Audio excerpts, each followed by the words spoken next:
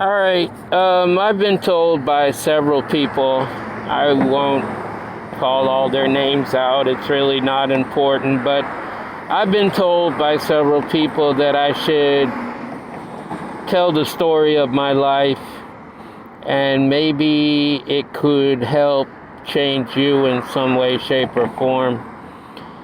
I don't know how, but maybe possibly. Maybe something that I say will spark something in you and you might even come out of your own hiding from your childhood and so forth. I was very much loved as a child. I knew I was loved. I didn't have to be told I was loved, but I was told numerous occasions. I couldn't even count how many times that was, but both of my parents were very loving. My mother was born in Detroit, Michigan, and her biological father was a drunk, and my grandmother left him when my mother was 5 and moved down to Florida, to Miami, Florida. My mother went to Hialeah High School, and she lived in Hialeah for quite a while, where she met and married a man that was a police officer. And that was a really strange thing, but you know, we had a police officer in our family. And my grandfather was the type that he knew everything. You know, he was narcissistic in some way, shape, or form, but my mom loved him, even though he treated her badly as a child and really didn't do a whole lot for any of us at any time. It was always about him and how he could succeed and what he did. My grandmother told stories about him. Even though he was a police officer, he was also a security guard at Sears. And he became Mr. Thief. So he had a dark side to him. Hopefully my mom doesn't get angry with me telling that story, but he's not living any longer, and neither is my grandmother or any of them, so it really doesn't affect anybody. And my grandfather also had a good side to him. I mean, he did a lot of productive things. He was in many newspapers saving people and stopping robberies from happening and things of that nature also. So, I mean, he had a lot of positive to him, but he had some negative also. Okay, so when I was young, my dad, he was a general contractor, and he could do just about anything with his hands as far as building a house is concerned, and just really coming up with anything out of his mind that he wanted to do, my dad could do it. And he was very much respected for that, not only in my family, but with other people. He always jumped at a chance to help people out. There was a lady, and maybe some of my old school friends know of her. Her name was Catherine Cadigan. I think she was from Minnesota, but I can't say that 100%, so I don't want to. And she owned a foster home, an orphanage for children. And my dad would go over there often and do work for her. She had a huge house with 3 dormitories in it, you know, 1 for boys and 2 for girls. And then a church in the backyard with a swimming pool and a tennis court and, I'm thinking because I was a kid when all of this went on, basketball courts and tennis court. It was just a very large property, and I remember the two dogs. They were both white, like German Shepherds. One of them's name was Snowball, and the other one, I can't think of its name, but anyways, it doesn't really matter. Both of those dogs growled at us when we came onto the property, but they never really did anything. They were just growling. So anyways, with all the time my dad had spent there, he got to know Kat Cadigan very nicely, and she loved him dearly. She loved me too. I always went and hugged her and kissed her every time that I went there. And she had a little white baby girl named Princess. She called her Princess. And the oldest girl there, I mean, I don't know if she's still living or not. Her name was Antoinette. And she kind of cared for everything, I think, after Mama Cat passed away in 91, I believe it is. Anyways, my dad, because all the kids loved him, he would take like 2, 3, 4 of them home with him, and they would spend the weekend with us. And I can't say that during my childhood I could have had a better time than during that time, spending it with kids that really, they were not privileged at all, yet you could see that they were loved. They had love in their heart also. And the one girl, her name was Ada Mae, and her brother was Frank. And then Mary was an Indian girl, and what was her brother's name? I can't think of her brother's name, but those were the 4 that came most often to our house. This one girl named Cheryl, she came to our house after a while, and a couple of other people. And then finally, towards the last part of my dad doing anything over at Kat Cadigan's house, he brought over a woman with 2 children. Her name was also Mary. And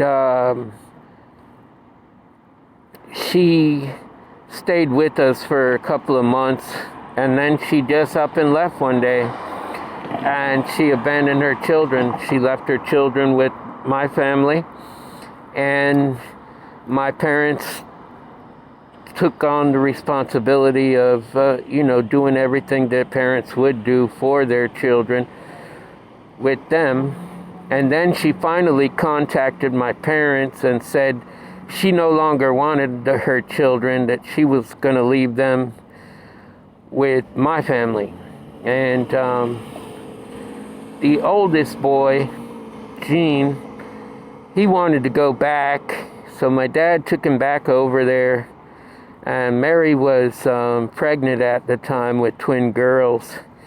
And I can remember my parents going back there after so many days and bringing Gene back home with them again. He was wearing nothing but underwear, and his backside and in between his legs and that were so raw. It was totally terrible. I've never seen anything like that in my life, to the point that it was bleeding and everything else. And my mom nursed him back to health, and finally my parents got the go-ahead to adopt the youngest boy, Eddie. So they adopted Eddie, and then Gene came after that. But I can remember going to Sanford, Florida, and talking with the judge he wanted to talk to each one of us and ask us what we thought about the two boys coming to live with us. For me, I said it was okay, and my sisters, I don't think anybody really had any issues about them coming to stay with us. My older sister, being as I was 12, she would have been 15, so she was not really going to be there much longer anyways. And for me, it wasn't as much of a problem either. My younger sister is only 2 years older than the oldest boy, and then 4 years older than the younger boy, so she would have just had more company. So anyways, my parents adopted both of the boys, and they never kept their mother from actually contacting them.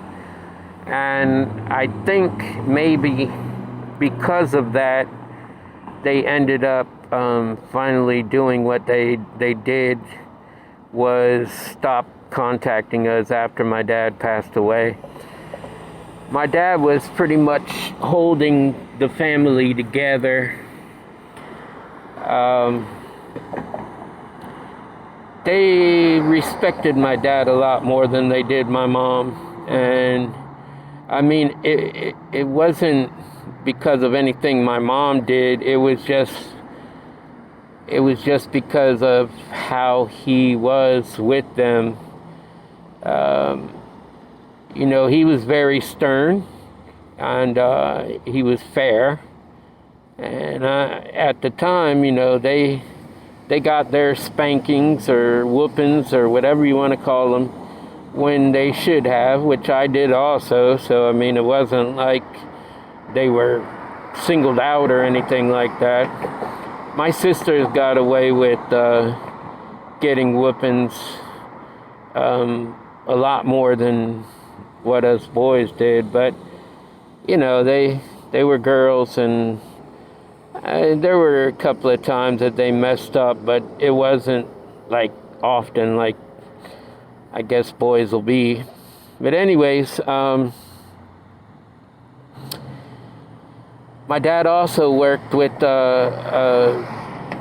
Boys and Girls Club, Tom Skinner Boys and Girls Club, and they took 4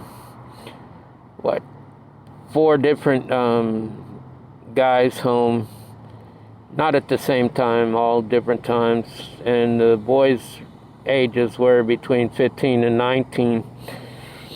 And my dad would take them to work with them in the morning and that. Of course, I was a little bit younger than that, and I had school. My dad always took me on the weekend when I was not in school.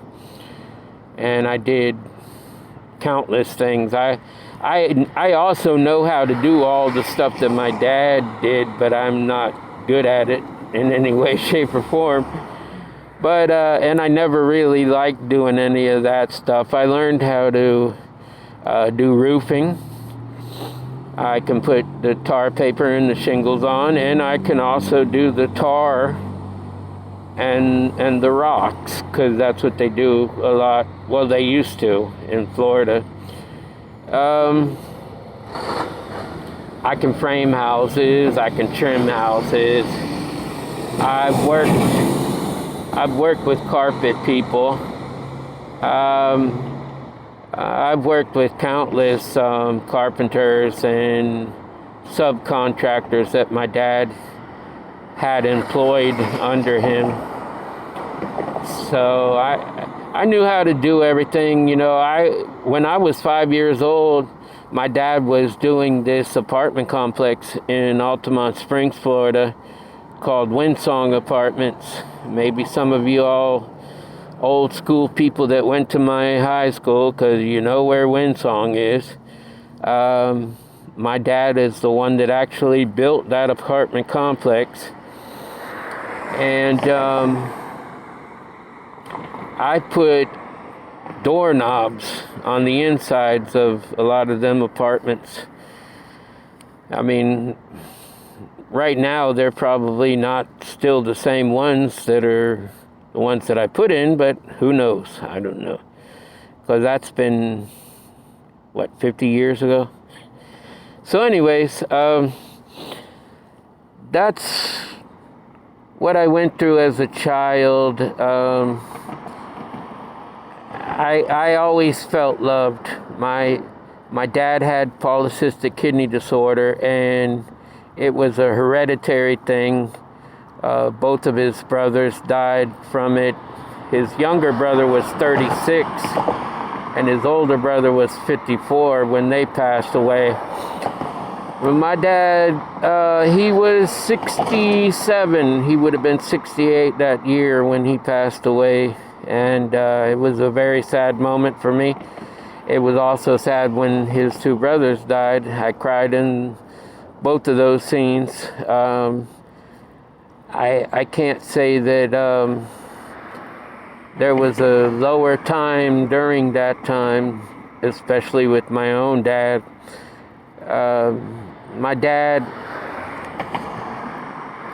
probably 9 months before his death, we were in Piedmont Hospital, and he was talking to this specialist about getting another kidney transplant. And I remember being downstairs in the lobby, and I was talking about fishing with my dad, and he said, I wished I would have taken you a lot more times, but I remember all the special times that I had with my dad alone. Even tragedies that I was with my dad alone. And my sisters and my mom, none of them can say that but me, which is kind of a rarity. Whenever the Challenger went up and blew up in the middle of the sky, I was at the bank. Freedom Bank is what it was called, right there in 1792 and 436. I was at the Freedom Bank there with my dad, and they were doing the countdown and everything else, and then all of a sudden the radio got quiet, and my dad said, something ain't right, because the sky started lighting up orange, then it was like a reddish orange, and it was quiet for about 5 minutes, and then they came on and said, we're going to pause for a while because the space, what do they call that? Whatever. The Challenger had blown up, and they were going to give it a few minutes of silence. So anyways, that happened when I was with my dad, and I was by myself with him. And then September 11, 2001, my dad and I went to the auction, and my dad, he would have been considered funny to some people, because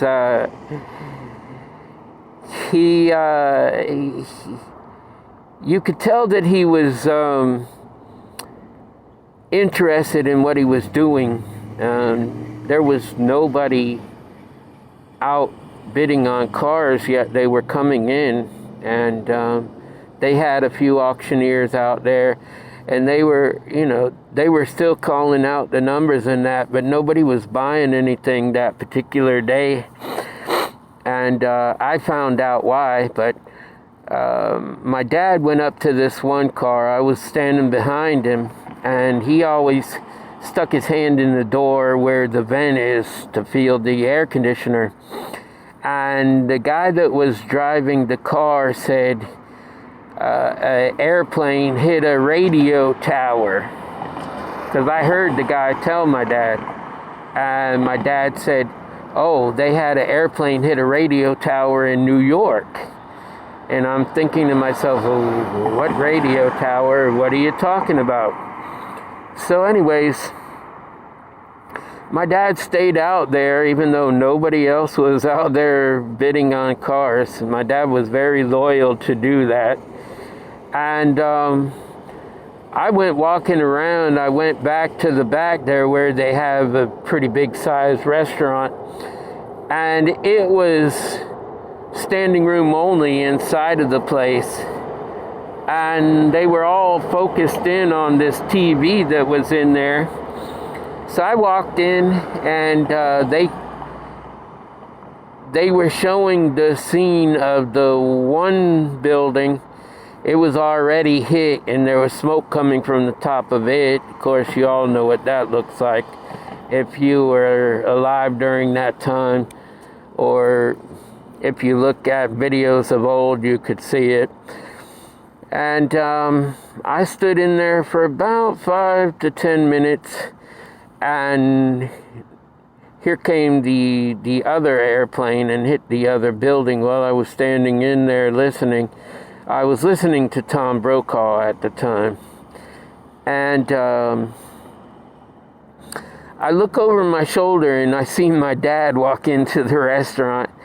He walked all the way over to where I was at. He said, "What's going on?" So I told him. And just, I don't know, maybe 15 to 20 seconds after that, the owner of the Mayheim auction, he got up on the table and he said, "We're all going to be going home. We're closing up for the day. They put us on red alert and this, that, and the other thing, and said that everybody needed to go home. Don't be outside during this time. It was a very dangerous time to be outside, and just try to go home." And so my dad and I went outside, got in the car, and we drove home.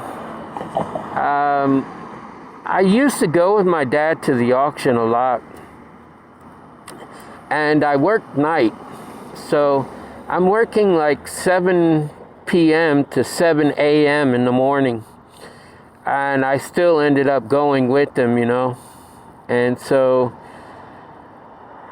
it was a tiring experience, let's just say that. And it being Tuesday morning, I had to get right back to work at 7 p.m. But I got to my dad's house. It was probably about 10:30 by that time. Have a good night. Be safe and careful. You too, sir. And sorry, a guy that always says hi to me walked by. I didn't want to not say anything to him. But in any case, I think it was like 10:30 by the time I got to my dad's house, and we sat there and watched this practically the whole day, everything unfolding. It was like 2:30, 3 o'clock by the time I got home, and I slept for a couple hours and went right to work. But during that time, I was working the grandfather shift, so it was Monday and Tuesday, and then I was off Wednesday, Thursday, and Friday, and then I had to come back Saturday and Sunday and work. And then the following week, I worked Wednesday, Thursday, Friday. So September 11th was on a Tuesday, and that was when the auction for that particular time happened.